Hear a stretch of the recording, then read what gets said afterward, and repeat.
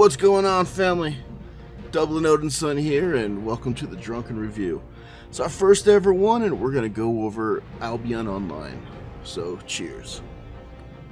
Now, if you like rambling videos, this is probably going to be a good one for you. If you don't, you probably might want to pass.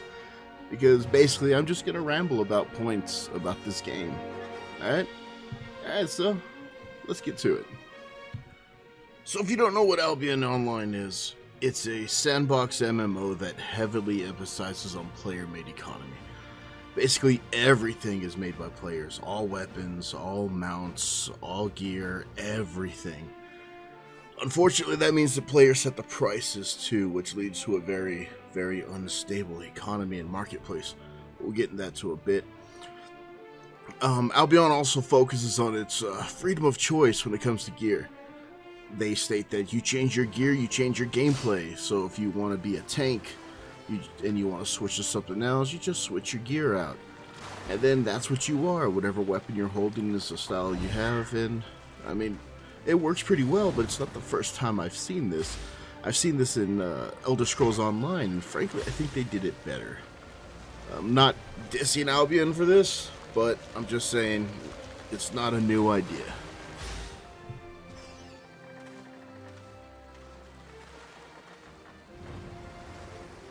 So one of the things to do in this game is to make money. And since the game's all about create your own story, a lot of my friends basically just dove into gathering and crafting. So what you do is you run out and you farm up your materials, and you come back and you learn how to make, say, swords, like Biojackal was. And then you put all that together, and then you sell it for a small fraction of the actual cost it costs to make that tool, because, as we said, the people have run amok when it comes to the market board, and everybody's undercutting everybody, and it's just like this downward spiral of this market board just plummeting into the toilet. So we found that it was actually more cost effective to just sell the raw materials rather than to actually craft anything. We did craft just to level up your skills so we can make bigger and better things. I focused it on mounts, and at first I was making riding horses and traveling oxen. I was selling them for like 20,000 silver. But after about a week, they plummeted so far. I think I was selling them for like 700, 800 a piece for the tier 3 or tier 4. And then the higher you get, the longer it takes for them to be raised, and the more, crafting focus you have to put in, the more points you're spending into it. It just gets to the point where you're looking at your profit margin, you're looking at your cost, and the cost is just outweighing the profit completely.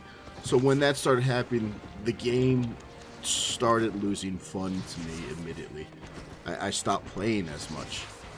Alright, we'll talk about the servers now. Now, for the first 2-3 weeks, the servers were a mess. You can ask Shal or Bio. Hell, you can light. We get on for all 20 minutes and you get booted. They were suffering DDoS attacks on top of not being prepared for the amount of players that actually wanted to play.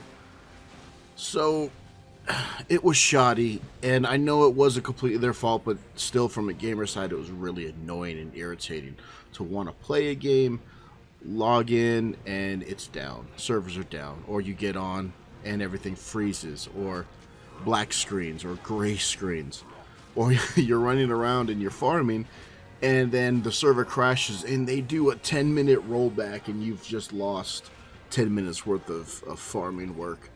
And that was frustrating, and like I said, we know it's not their fault, but still, from a gamer standpoint, that sucked. Now, I haven't really been on for a long period of time in the last few days. Basically, I get on, tend to my crops, check my mounts, throw something on the market, and then I'm done. And that's kind of where I am right now. And the fact that I'm losing the premium, which is a whole nother mess. I'll bring up the premium screen right here. You can see what you get with premium. Basically, it costs. You can buy it for silver, but it costs nearly $1 million now. Gold has been fluctuating. When we started, it was I think 40 something silver per gold, and now it's well over 300, as you can see. Yeah, so the problem with premium though is it doubles the time to grow anything when you don't have it. When you don't have premium, you've got basically 200% growth time. So mounts grow twice as slow, crops grow twice as slow. When you're gathering stuff, you don't get as much. So it's not pay to win, but it's pay for extreme convenience. And now that I've gotten used to having 100% speed, I don't know if I'm going to enjoy not having it. So basically in a few days, once I lose my premium, I'm probably going to be on the game less. That's just how it's going to work out. I'm going to have mounts that are going to take up to 8 days for them to mature, to sell. So I'll pop on once in a while to make sure they're fed, and then I'll be done. And that's only going to last until I stop giving a shit about the mounts. That's probably going to come rather quickly. So as you see here, on my friends list, I'm not the only one who feels that way. Biojackal's been on 13 hours ago, but he's probably doing the same shit I'm doing. Checking his crops, doing what he cares about, and then bouncing. Link's been gone for over a week, almost 2. Shal's been gone for over a week. Hell, Sunbro down there has been gone for 3 weeks. And there was a time when we were all on this game every day doing things together, and that was fun. That's where the game really, really shined.